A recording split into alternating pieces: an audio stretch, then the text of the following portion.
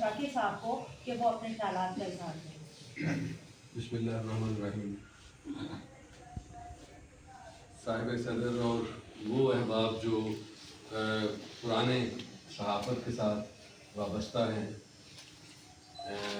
شاہد علی صاحب بھی شامل ہیں، تو وہ جانتے ہیں کہ میرا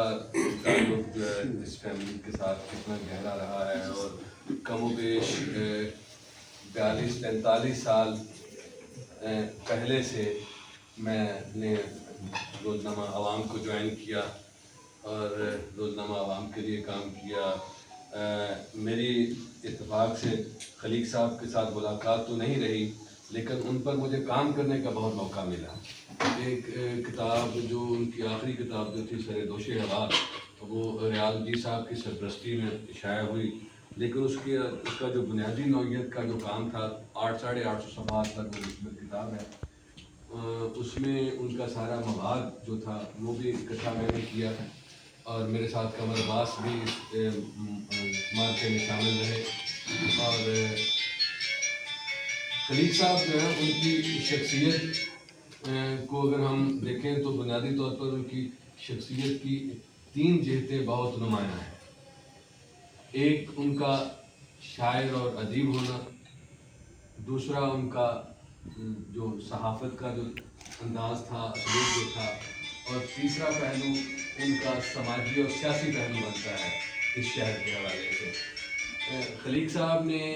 شاعری میں اگر چونکہ مجھے تو کمپیئر کرنے کا بھی موقع ملا، موازنہ بھی کرتا رہا ہوں، ایک نظم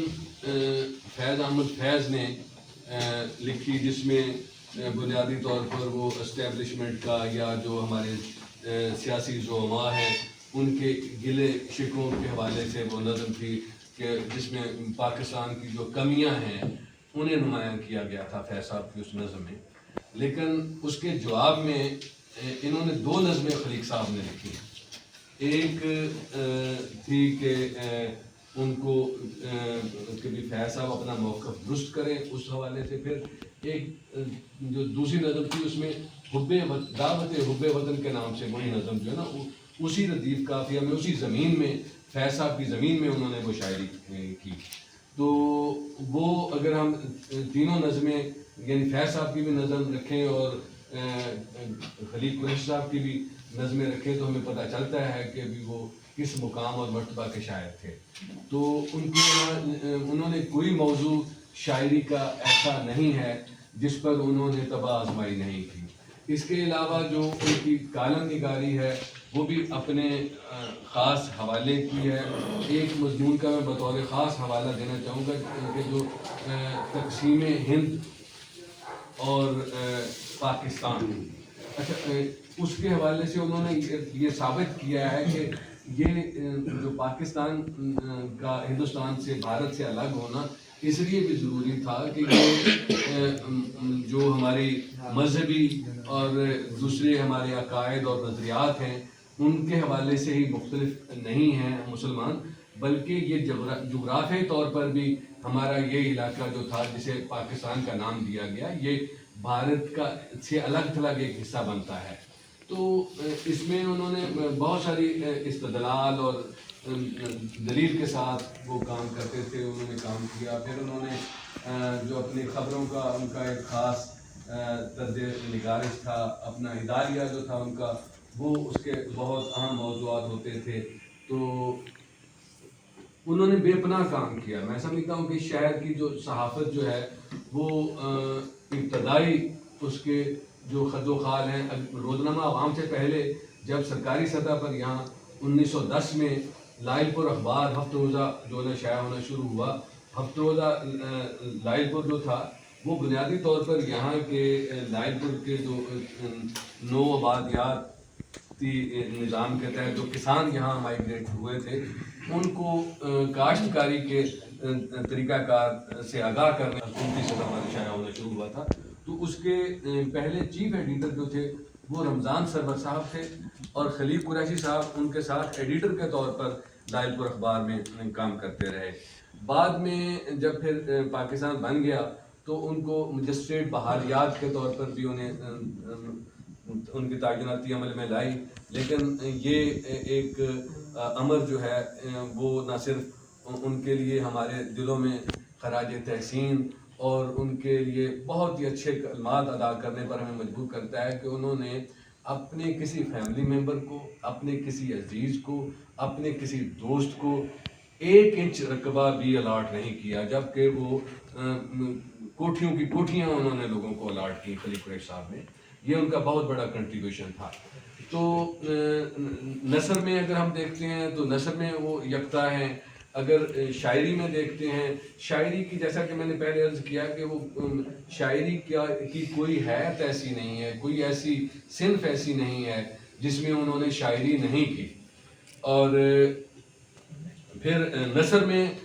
بھی ان کا جو کمال، ان کا وہ جو پڑھنے لکھنے سننے سے تعلق رکھتا ہے۔ تو لیکن ہم نے بہت سارا کام کیا ہوا تھا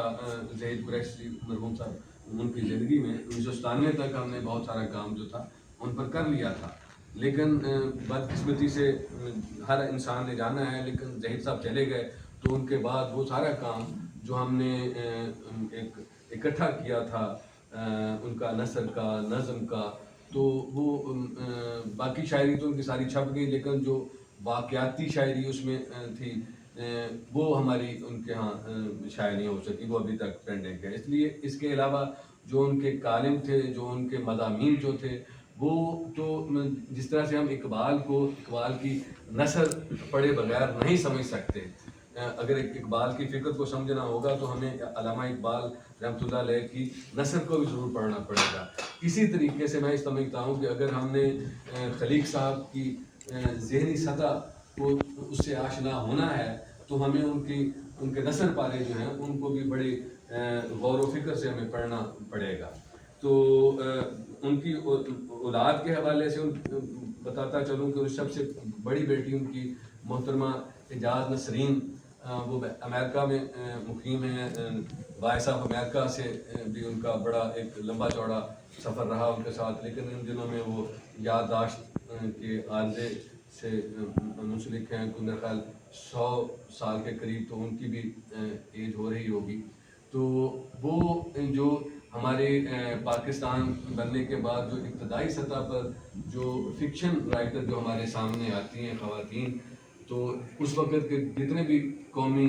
رسائل تھے، بڑے اہم رسائل تھے، وہ ان میں چھپتی رہیں۔ اور 1950-51 کی بات کر رہا ہوں، تو 1950-51 کا وہ اردو ادب کا ایک بڑا نام تھا اعجاز نسرین صاحبہ کی۔ تو اسی طریقے سے ان کا ظہیر قریشی صاحب خود جو ہے نا، انہوں نے بڑی عمدہ نثر لکھی۔ انہوں نے جو